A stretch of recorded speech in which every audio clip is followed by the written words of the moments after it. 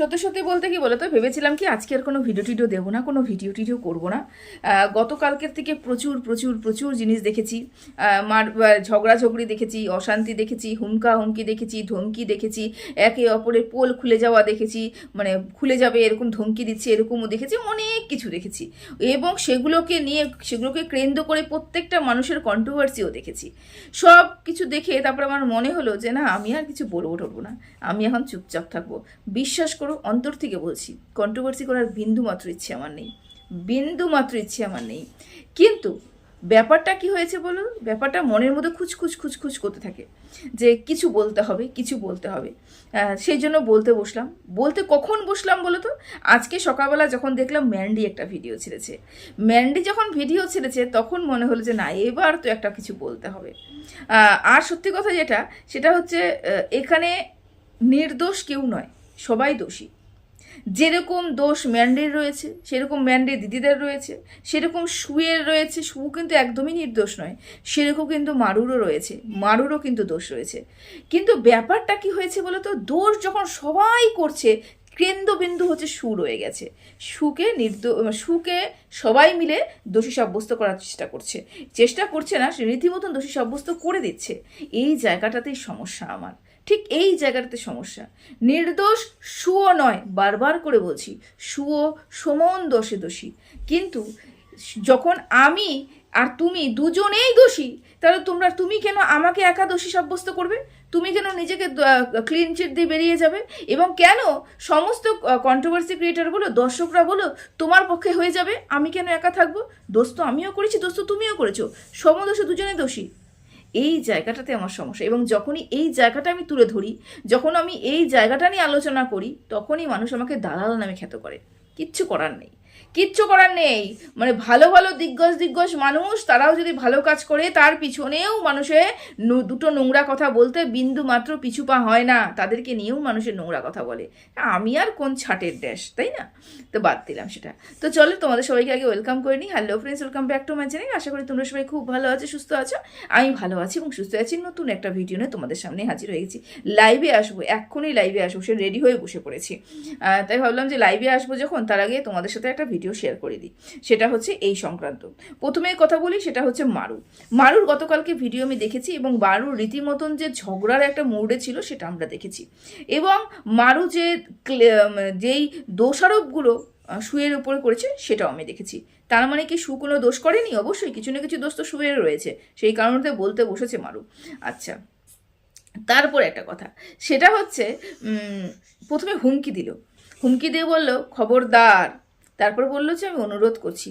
দেখো, আমাদের চোখ না আয়না, আমাদের চোখের মধ্যে থেকে না সব বোঝা যায়।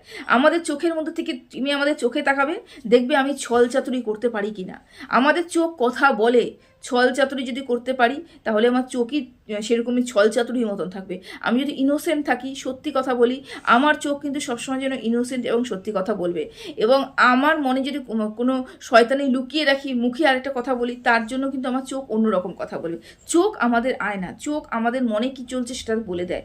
যারা বুঝতে পারে, আমি তো ভীষণ পরিমাণে বুঝতে পারি। তো এই যে মারু গতকালকে যে কথাটা বলেছে, ওর চোখ অন্য কথা বলছে, মুখ অন্য কথা বলছে।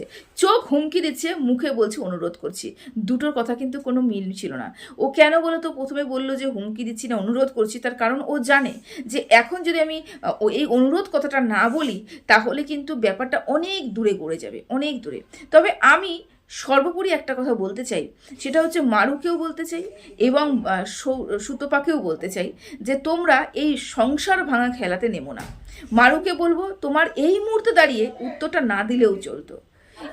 এই মুহূর্তে দাঁড়িয়ে তোমার এই ধরনের কথাগুলো না বললেও হতো। তোমার এখনই উত্তর দেওয়ার প্রয়োজন ছিল না, তুমি দিতে বসেছো এই মুহূর্তে দাঁড়িয়ে, যেখানে মাত্র আর 2-2.5 মাসের বাদে তোমার কোলে একটা ফুটফুটে সন্তান আসবে। এই মুহূর্তে দাঁড়িয়ে, একদম লাস্ট মুহূর্তে দাঁড়িয়ে তুমি উত্তর দিতে বসেছো, এবং উত্তর এমনভাবে দিতে বসেছো যেটা সত্যি সত্যি নেওয়া যায় না, এবং এমনভাবে বলেছো, এমন একজনকে বলেছো। এই কারণে হচ্ছে বলছি যে এখন এমন কিছু করো না বা এমন কিছু বলো না যেটাতে পরবর্তীকালে তোমার উপরেই চাপ সৃষ্টি হয় এবং মানসিকভাবে তুমি বিধ্বস্ত হও। দেখো, একটা বাচ্চা হওয়ার আগে মানসিক পরিস্থিতি একরকম থাকে, হবার পরেও কিন্তু মানসিক পরিস্থিতি আরেক রকম থাকে।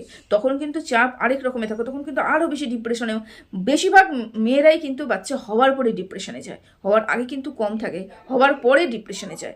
এই যে ডিপ্রেশন, তারপরে যদি বাইরের থেকে কোনো চাপ আসে, সেই ডিপ্রেশনটা তুমি নিতে পারবে কি? পারবে না তো। তাহলে এই মুহূর্তে তোমার মুখ খোলাটা ভীষণ বড় বোকামি হয়েছে, অন্যায় হয়েছে। এবার কিছু মানুষ আমাকে বলবে যে ওই যে সুতপা যে এই মেয়েটাকে দিনের পর দিন নোংরা কথা বলে যাচ্ছে, নোংরা কথা বলছে, তখন তুমি কিছু বলতে পারছো না, তখন তুমি কিছু দেখছো না। এক নম্বর কথা, এখানে মারু কি? মারু অ্যাজ এ ব্লগার এখানে আমাদের সামনে এসেছে, তাই তো? মারু নিজের জীবনযাত্রা বিক্রি করছে, এবং যদি মারু তার এই প্রেগনেন্সি জার্নি বিক্রি না করতো, বিক্রি কী অর্থে বললাম, কারণ প্রতিনিয়ত প্রতিটা মুহূর্তে তার জীবনযাত্রার মধ্যে কিন্তু তার প্রেগনেন্সিটা চলে আসছে, এবং এটাও বিক্রি করছে, জীবনযাত্রাটা বিক্রি করছে। তার মানে এটা পুরোপুরি পাবলিকালি, পুরোপুরি জনসাধারণের সম্মুখে, কিছু আর লুকানো নেই, কিছু ব্যক্তিগত নেই। যদি সম্পূর্ণটাই ও যদি ব্লগারই না থাকতো, তাহলে কি সুতপার দরকার ছিল ওর খাল বের করে নিয়ে এসে কোনো কন্ট্রোভার্সি করা? প্রয়োজনে ছিল না। ও যেহেতু পাবলিকই ভিডিও করছে এবং পাবলিককে দেখানোর জন্য ভিডিও করছে এবং সেখান থেকে আর্ন করছে, পাবলিকই সব বলছে, পাবলিকই সব দেখাচ্ছে, এবং সেখানে পাবলিক প্রশ্ন তুলবেই, এটা বড্ড স্বাভাবিক কথা।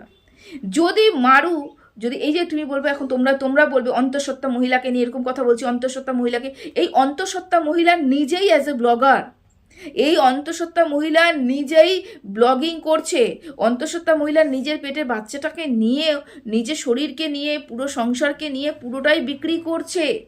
এবং যখন আমরা সোশ্যাল মিডিয়াতে থাকবো, আমাদের যেরকম ভালোটা নিতে হবে, সেরকম খারাপটাও গ্রহণ করতে হবে।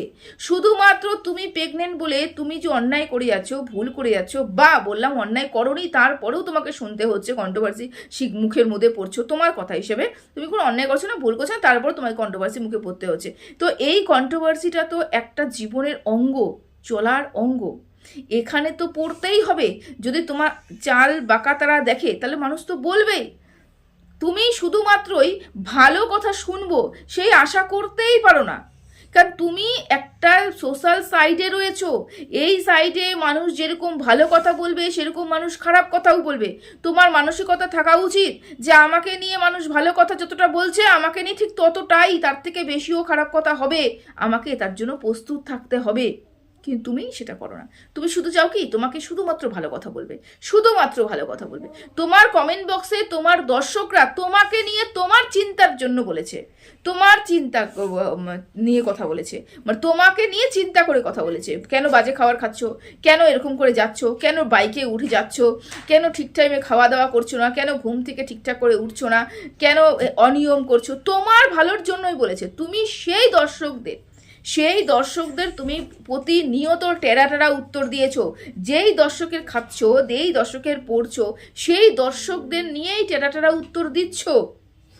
তো এগুলো তো উদ্ধত্তপানা, তাই না? থাকলো সুতপার কথা। সুতপা আজকে নির্লজ্জ হয়ে গেছে, সুতপা আজকে খারাপ হয়ে গেছে। আমি সুতপাকে কোনোদিনও ভালো দেখিনি। আমি যখন এসেছি ওয়াইটিতে, তখন থেকেই সুতপা খারাপ, এবং তুমি যবের থেকে সুতপাকে চেনো, সুতপা তবের থেকেই খারাপ। সুতপাকে আমি কোনোদিনও ভালো দেখিনি। সুতপা সবসময় যেন মানুষের ক্ষতি চায়, মানুষের পার্সোনাল অ্যাটাক করে, সমস্ত কিছু সুতপার মধ্যে রয়েছে। সুতপা সব কিছু সুতপার মধ্যে রয়েছে।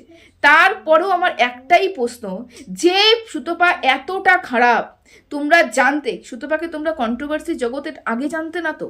সুতপা তো বড় কন্ট্রোভার্সি শিখে শুরু করেনি, ও তো কন্ট্রোভার্সিটা আগে শুরু করেছে, তারপর তুমি জেনেছো। তা সুতপার মুখের ভাষা তুমি আগে জানতে, তুমি ওর চালচলন তুমি আগে জানতে, সুতপা কার সাথে কী ধরনের ব্যবহার করেছে তুমি আগে জানতে।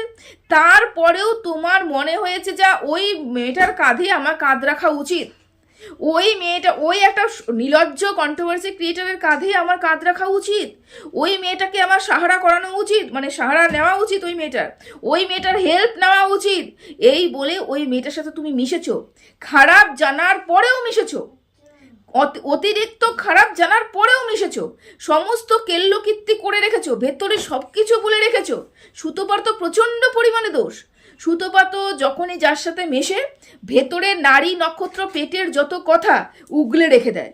ও এখনো পর্যন্ত জানে না যে আমি তো মোট কথা এক জায়গা দু জায়গা ঠেকে বুঝে গেছি। ও এখনো পর্যন্ত বুঝে উঠতে পারলো না যে কোনো জায়গা মানে এই যে ওয়াইটি জগতে কেউ কারণ নয়, যখন তখন যে কেউ পাল্টি খেয়ে যেতে পারে, কারোর সাথে মনের কোনো কথা শেয়ার করবো না, এটা তো আমি বুঝে গেছি ছোট্ট কন্ট্রোভার্সি ক্রিয়েটর। ও এখনো পর্যন্ত বোঝেনি। আর মারুর কথা বলছি, মারু তুমি কি চিনতে না সুতপা খারাপ? তুমি কি জানতে না সুতপা খারাপ? তুমি কি জানতে না সুতপা নির্লজ্জ? তুমি কি জানতে না সুতপা যাকে নিয়ে কন্ট্রোভার্সি করে তার ছালবাল বের করে নিয়ে চলে আসে? সব জানতে, সমস্ত কিছু জানতে, জানার পরেও এই সুতপাকেই তোমাদের প্রয়োজন হয়েছে।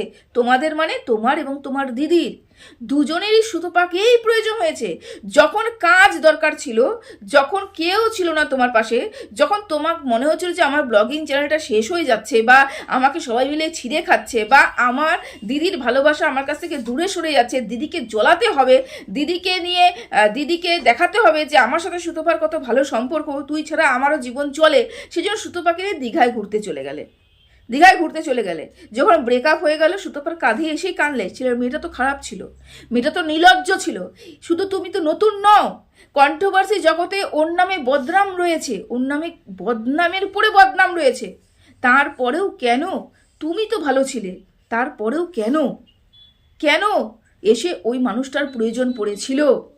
আজকে ম্যান্ডি এসে বলছে, ডাইরেক্টলি বলছে না, মানে ইনডাইরেক্টলি বলছে। কি বলছে?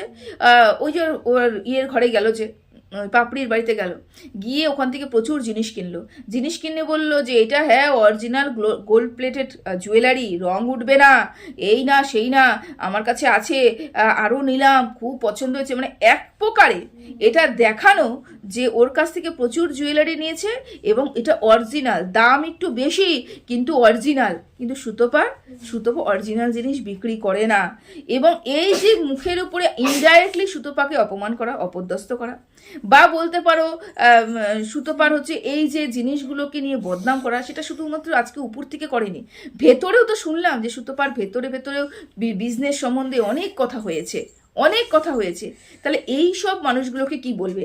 যেই সব মানুষগুলো জানতো সুতপা খারাপ, যেই সব মানুষগুলো চেনেই সুতপাকে কন্ট্রোভার্সি ক্রিয়েটার হিসাবে, সুতপাকে ওই ঠাকুরনগরের কোনো এক বাসিন্দা হিসেবে চেনে না, চেনেই কন্ট্রোভার্সি ক্রিয়েটার হিসেবে, চেনেই ওর মুখের ভাষা খারাপ বলে, চেনেই ওর নোংরা বলে, চেনেই ও যখন যাকে তাকে বিক্রি করে দিতে পারে বলে, মুখের ভাষা খারাপ বলে চেনেই, তারপরেও তার সাথে কিভাবে এত সুন্দর সম্পর্ক তৈরি করতে পারে, তারপরেও তার সাথে গলায় গলায় পীড়িত কিভাবে করতে পারে, তারপরে পীড়িত করার পরে দুজনই, যেরকম ম্যান্ডি সেরকম মারু, দুজনেই পীড়িত করলো। কিভাবে পীড়িত করলো?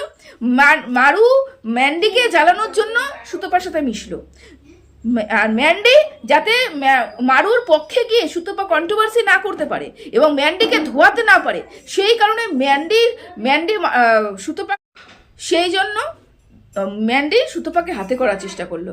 মানে দুজনে ইউজ করলো সুতপাকে, দুজনে জেনে শুনে ইউজ করলো সুতপা খারাপ। তারপরে কি করলো বলো তো? দুজনে ছুঁড়ে ফেলে দিল, ইউজ হয়ে গেছে, ব্যবহার হয়ে গেছে, ওর কাছে যতটুকু নেওয়ার নিয়ে নিয়েছে।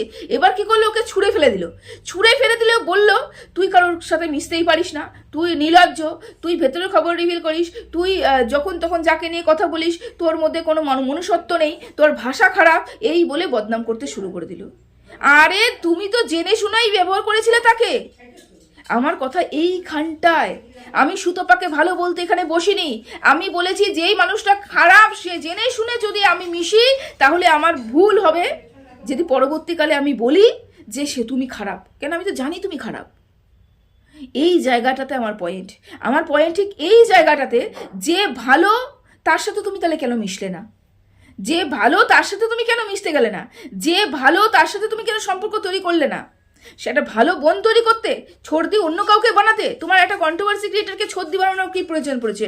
একটা নোংরা মেয়েকে ছর্দি বানানোর কি প্রয়োজন পড়েছে? যখন তার সমস্ত কিছুই খারাপ, তাকে ছর্দি বানিয়ে গলায় গলায় পীড়িত করার কি প্রয়োজন রয়েছে? কারণ তখন আমাদের স্বার্থ ছিল, প্রত্যেকটা মানুষের স্বার্থ ছিল। যেরকম মারুর স্বার্থ ছিল কন্ট্রোভার্সি ক্রিয়েটারকে হাতে রাখবো, দিদি বলে কন্ট্রোভার্সি ক্রিয়েটারকে হাতে রাখবো, তাকে দিয়ে ইউজ করবো, তারপর ফেলে দেবো। মান্ডিরও তাই, কন্ট্রোভার্সি ক্রিয়েটার হিসেবে হাতে রাখবো, শুধু মুখে ভালোবাসা দেখাবো, অন্তর থেকে ভালোবাসা নেই, শুধু মুখে ভালোবাসা দেখাবো, তারপরে ছুঁড়ে ফেলে দেবো। ঠিক এই জন্যই তো ইউজ করেছে দুইজনে মিলে। যখন দোষ ম্যান্ডিরও রয়েছে, যখন দোষ সুতোপারও রয়েছে, যখন মারুরও দোষ রয়েছে, তাহলে সমগ্র কন্ট্রোভার্সি ক্রিয়েটার শুধুমাত্র সুতোপার দোষ কেন দিচ্ছে? এই জায়গাটাতে আমার পয়েন্ট। আমি সুতোপাকে ভালো বলতে বসিনি, আবারও বলছি সুতোপার দোষ রয়েছে, কিন্তু যদি মানুষ হয়ে থাকি, আমার মধ্যে যদি মানবিকতা থেকে থাকে, মনুষ্যত্ববোধ থেকে থাকে, তাহলে আমি বলবো কি দোষ সবাই করেছে। তাহলে নিন্দা কার করব?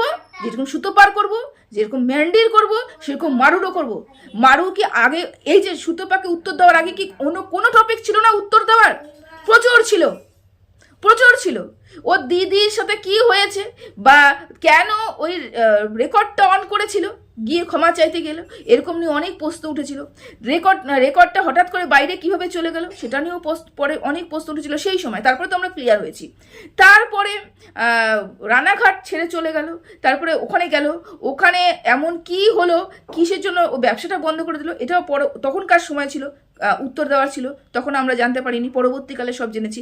একটা যখন সিচুয়েশন তৈরি হয়েছে, তখন উত্তরগুলো কিন্তু ওর কাছে ছিল, দেওয়া যে দিতে পারতো, কিন্তু কোনো উত্তর আমাদের কাছে দেয়নি, কোনো উত্তর দেয়নি।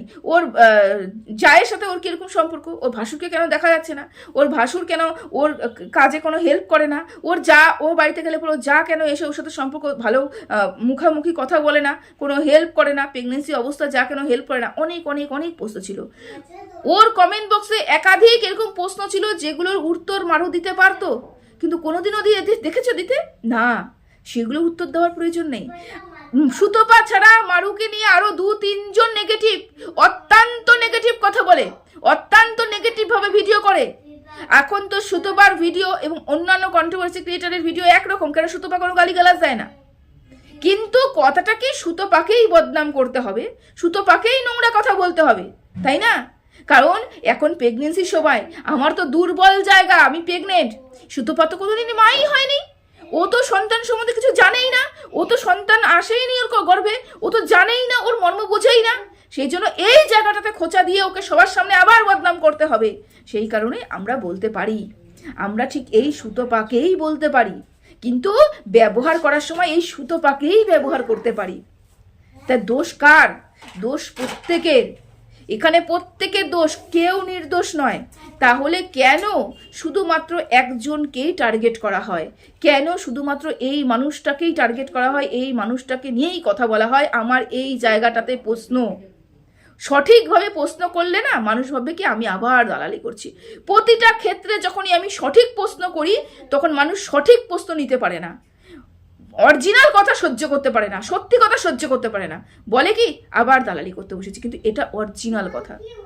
ম্যান্ডি এমন কিছু পয়েন্ট নিয়ে সুতপাকে বদনাম করলো, যেই পয়েন্টগুলো কন্ট্রোভার্সি ক্রিয়েটারগুলো বলেছে। তার মানে কি হলো? ম্যান্ডি সুতপাকে নিয়ে কন্ট্রোভার্সি করুক, সুতপার বিরুদ্ধে মানুষ কন্ট্রোভার্সি করুক, আমার পক্ষে এসে কন্ট্রোভার্সি করুক, এই চালটা চেলেছিল। তাহলে দোষ তো ম্যান্ডিও করেছিল, তাই না? দোষ সুতপার হয়েছে, প্রচুর দোষ সুতপার, প্রচুর দোষ।